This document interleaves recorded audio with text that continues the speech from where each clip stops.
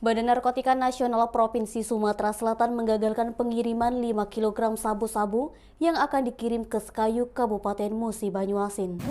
Sabu-sabu tersebut diselundupkan dalam kardus pempek dan diamankan dari 2 orang pengedarnya saat melintas di Jalan Lingkar Randi, Kecamatan Kayuare, Kota Sekayu, Kabupaten Muba, Minggu 2 Oktober 2022 siang.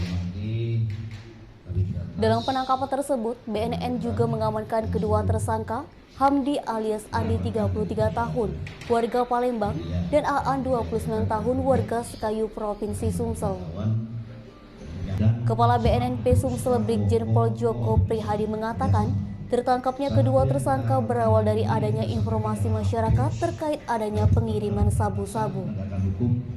Usai mengamankan tersangka Andi, petugas pun langsung melakukan pengembangan dan berhasil mengamankan tersangka Aan yang berperan mengambil barang haram dari tangan tersangka Andi. Jadi kita terus melakukan upaya. Sementara itu, tersangka Andi mengaku sudah 2 kali mengantarkan sabu kepada tersangka Aan. 1 kali antar dia mendapatkan upah sebesar 1 juta rupiah. Denny, Sumeko TV melaporkan.